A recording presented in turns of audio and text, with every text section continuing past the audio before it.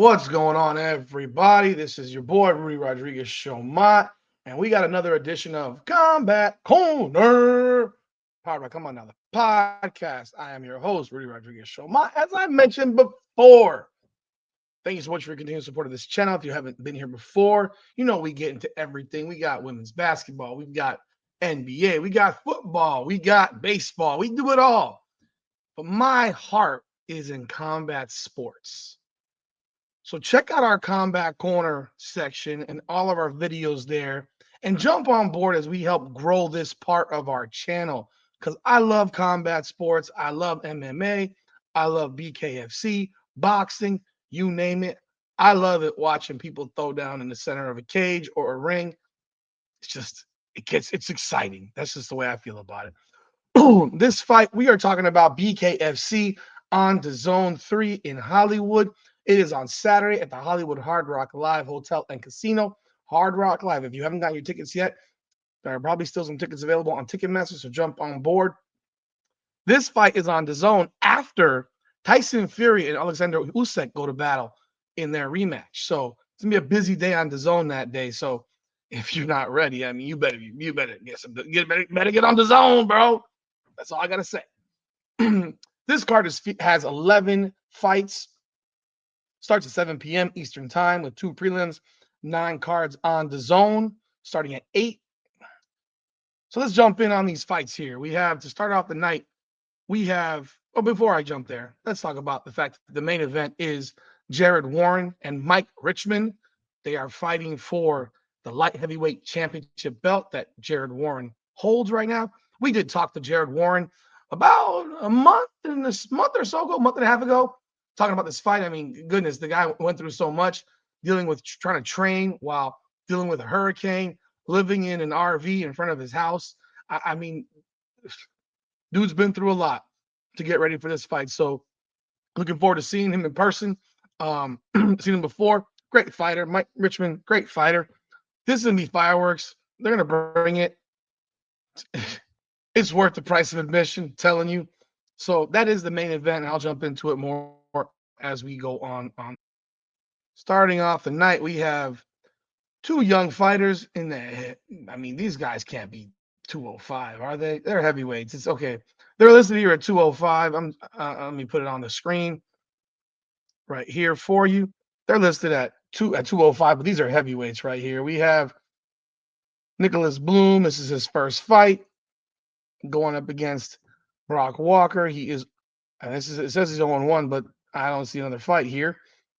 So we got 2 young guys coming in, ready to show what they got. Looking forward to it. I think I like this screen better. Let's do it this way. All right. So then we jump into the next fight of the undercard. Sabah Homasi. If you don't know who Sabah Homasi is, you probably do know who he is because he's a former MMA fighter, fought in the UFC, been around the block, tough guy, throws hands. This is his first BKFC fight. Let's see what he's got. I mean, because this dude was a pretty good MMA fighter.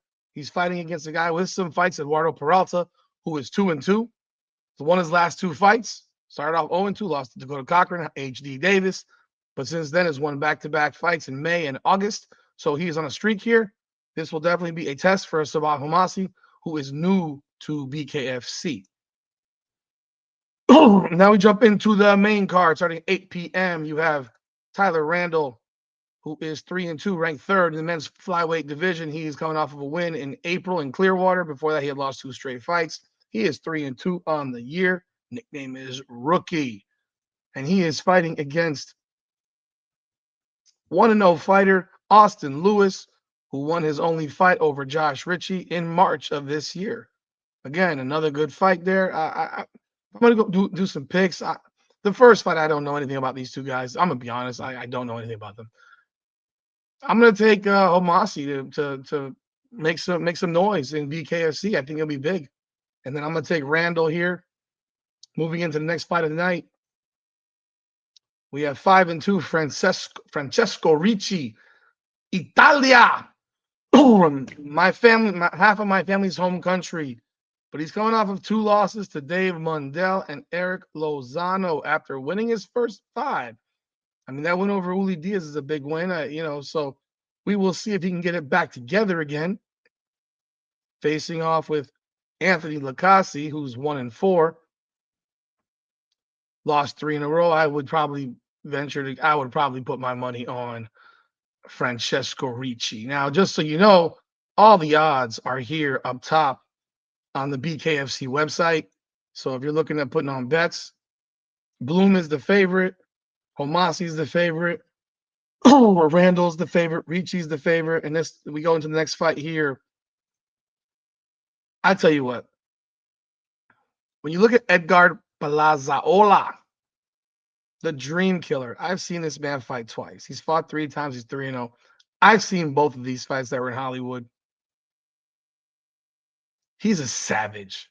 But I will tell you what makes him such an interesting guy to watch is I was actually sitting in the section like right next to his family when he fought. I don't remember which one it is. I think it was the June card. I think it was the June card. And he comes up after his fight and he looks like an accountant. Obviously, in the headshot, he doesn't look like an accountant here. But when you see him, the way he was dressed, he looked like he was going to prep school or something like that. Like, looks, if you take off the beard and the collie and the face that looks like he's gonna kick your ass, he looked like an accountant. It was hilarious. I'm like, this guy just fought. First, he had not a scratch on him after the fight, by the way. And then he's dressed so clean, like just very prep school guy type thing. But he's a savage. He is fighting Alex Castro, who hasn't fought in 2 years out of Guam. I expect Plazaola to win this fight, probably in the first round. He is a substantial favorite at minus 770. And then we go into the next fight. Justin Ibarola, who is undefeated at 5-0. Justin Ibarola is 5-0 fighting out of Miami. I know he's in Miami. Nicknamed Joy Boy. He's 5-0. I saw this fight that he had on the Blas Reber card. I saw both these fights. Was at both of them. Good fighter. And I expect him to jump up to 6-0 with this fight. He's a substantial favorite. And he's fighting against Derek Perez, who's 2-3, but Derek Perez's losses are to Ryan Reber, Keith Richardson. He's fought good guys. He's not losing to chumps. He lost to good fighters. So remember, this is BKFC, so anything can happen. One punch can finish this fight. And a lot of times you see guys come in, they swing hard fast. Now we get into the top 5 fights of this night, but I do expect Ibarola to win. We got G. Perez, who is a ridiculous favorite. Like, they make it hard with some of these betting lines to bet on somebody because I know who I would bet on. I know to me who is if you told me, looked at the card, and I would tell you who is the lock, like the lock to win, I would tell you it is Luis Perdomo. The Cuban Mike Tyson, he's at minus 835, but G. Perez is at minus 1105. The cut man. If you don't know who G. Perez is actually one of the cut men for BKFC. This man pulls double duty. Well, I don't think he's gonna pull double duty when he's fighting on Saturday night, but I think it's pretty cool that the guy who takes care of everyone's cuts is also a fighter. He's 4-1, coming off of a win over Albert Inclon. He has 1 loss to Bryce Hall. Otherwise, 4-1,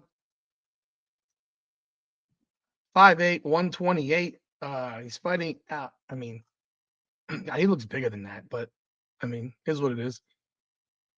Fighting against Gary Caprio, who is 2-1, has a loss to Andrew Strode, has a win over Tyler Randall. So he's fought. Last fight he had was in February. He's coming off his own a win over Mike Livingston. Minus 1105. I'll tell you what. There's something to be said for value bets There's some value bets on here because, like, this could be a value bet, but when you're that big, I mean, this could be a value bet, but yeah, they're not. They're not. I would recommend a parlay of some kind if you're betting. If you're including these two fights in your bet, you parlay this thing. In fact, there are three of these. You bet 100, you might win $50 because minus 1105 is insane. I mean, these odds are crazy. Now we go into the fight that I think is probably going to be a very interesting fight. We got Bryan Gallo Duran, who we talked to earlier this week. If you haven't seen the video yet, the link will be in the description. So please do check out that interview with Gallo. You learn about his story. I mean, his story is incredible. Like from coming over from Cuba as a 9-year-old on a raft with three other people, four other people. I mean, another kid who was 12. He was 9, and you know his father's in Miami, his mother's in Cuba. His mom didn't even know he left, and then she gets a call from his father when he gets to Miami. I mean, it is bananas what he's gone through, what he's been through. I mean, the fight, the fight that he has just in life, you know, a child who's dealing with autism and he's trying to truly educate himself on autism and wants to open up a school for autistic children. You know, El Gallo's gone through it, man. He has gone through it. 3 years training. I mean, he's already topping the mountain. Fought for the title in June. You know, great fight with him and Kai Stewart. He knows where he needs to fix his game. Cardio, he said. I mean, he knows what he needs to do, you know? So but he's coming off of a shoulder injury and he hasn't fought in 7 months. So he's getting back in the ring. Fought in Hard Rock multiple times. He's fighting a Kasim Ruffin, who's 2-0 in BKFC.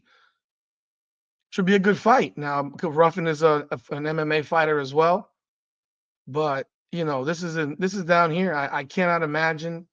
I mean, if you look at the odds, they're very very close. Minus 110 Ruffin, minus 120 Duran. This is probably the closest fight on the card, obviously based on the odds. I think Duran's going to win this fight naturally. Um, I can't see him losing another fight. Definitely not back to back fights. He's got you know he's got the world on his shoulder. He got a lot of weight to carry, and I mean I know how much this means for him. So I would be very very surprised if he did not get this win. I would predict probably a knockout by no later than round 2. I know he'll come guns blazing in the first round. That's for damn sure. So it might not get to a round 2. But one thing about El Gallo is we've seen he can take a punch, he can get knocked down, and he can get back up, and he can also I mean, he can go 5, and he'll grind it. You know, he's not he'll do whatever it takes. So, but definitely a fight to watch. This is probably going to be and if it was for a belt, I mean, this would be the main event because this is the closest fight in the card for the odds makers. Now, let's jump into this one. Luis Perdomo 5-0, the Cuban Mike Tyson. He is fighting Levi Costa, Brazilian guy. He's 2-2, and Perdomo's 5-0. This fight's not going to go 60 seconds. Like for real. This fight's not going 60 seconds. Perdomo comes out lightning in a bottle. These guys can't get out of a round against him because he's just on overdrive from the second the fight starts. You know, the guy he fought in his last fight was half a foot bigger, probably 50 pounds heavier, and he just pieced him so quickly. I mean, this was against Steve Banks. It was an absolute assault that he put on Steve Banks. Nickname is El Zambo, but I mean, he's been called, Conor McGregor called him the Cuban Mike Tyson. So, as do a lot of other people. So this guy is for real. He called out Ben Rothwell, but that's not happening. He's got. I figure it if he wins this fight, which I expect him to do rather easily, he will be the next. He'll be fighting for the title next. I can't imagine he won't be. Then we run into the women's championship flyweight bout between Christine Ferea, I don't know how to pronounce it, Ferea, and and Christine Vicens. You have the Cuban woman here in Vicens. I've looked her up. She is Cuban against Ferea. I don't know where she's from, but she's definitely not. I mean, she may have been born here, but there's some Hispanic blood in her somewhere. I'm not sure exactly. Nonetheless, she is 9-1. She is the champion. She's also 42 years old. And I was not impressed with the Jade Masang Wong fight. I really wasn't. I was not impressed with that performance. I think she arguably lost. I wouldn't have been shocked if she had lost because it was just a very, very slow fight. Not a lot of action in that fight. And yeah, I wasn't wholly impressed with that fight. And that could have been a one-time thing, or it could be the fact that look, you're 42 and you're getting older. So, but that said, Vicens is 39. So you got two women that are up there in age, but Vicens is 3-0, less mileage on her fight, in fighting in BKFC. Talk to some people that do think that Vicens has a good shot to win this fight. You go into fights and you have an idea. I mean, she did beat Masang Wong as well. You go into some fights and you do think that, when there's fights like I don't think there's a shot in hell of Costa beating Perdomo, for example. I don't think he has a chance in hell. I think he's gonna get steamrolled in 60 seconds. But you have a fight like this where, yeah, you do have a champion, but what you have also is a champion who did not look good in her last fight, and she can be had. So maybe this is the time that it happens. I don't know. I'm gonna take a shot in the dark. If I was to put money on this, I would put my money on on Vicens. Um, is it spelled right here? Yeah, Vicens. Well, yeah, I see Vicens here, but I see here Vincent. So, I think that if I'm gonna put my money, I'm putting on her to win. It's a good value bet. She's not a huge dog. Um, and yeah, I would probably pick her to win this fight. As I wasn't impressed in the last fight by Ferea. Now going to the championship fight. Of course, none of these picks are personal. It's my opinion. It's from what I've seen. If I'm wrong, I'm wrong. Hey, it is what it is. But this is gonna be one heck. I love BKFC fights, and if you haven't watched a BKFC fight, you need to do it. You need to do it. And now we get into the championship fight again, the main event. Light heavyweight championship of the world. Jared Warner versus Mike Richman. Warren won the belt in his last fight against Homie Escobosa. And yeah, he won it in June. And here's back to defend it again. Defend it for the first time, actually. 7-2. I mean, there's some fights that are probably going to come back to him. I think if he wins this fight, he'll be seeing Josh Dyer again at some point because those were some scraps. And Mike Richman, I mean, been around the block, 6-2. The Marine is coming off a win over Eric Lozano. He does have a loss to Dave Mundell. Dave Mundell is a monster. Lorenzo Hunt, another monster. Like those are two beasts. So I mean, it's gonna be a scrap. It's gonna be a scrap, but I am gonna be going with Jared Warren to retain his belts. He is a slight favorite, not a big favorite. Again, this could be a value bet too, as well. Like if you're gonna be running a parlay or something like that, you might go Richmond, Vicens, and I don't know, pick anyone else. I wouldn't touch the Perdomo fight at all. Perdomo is the guy I'm going with for sure. But yeah, it's going to be a great fight card. Hollywood Hard Rock Live just before Christmas. Celebrate your Christmas at the Hard Rock Live. Hit the tables after the fight or before the fight or both. And then hit Club Dare after the fight because I'm sure they'll be partying up in there after the card is done. But we will be in the building covering this event, and we are looking forward to it. This is Combat Corner, powered by Coming Out the Podcast. If you haven't done so yet, be sure to like, subscribe, follow, and do hit up all of our social media platforms and follow us there. We greatly appreciate you. God bless. Come on now.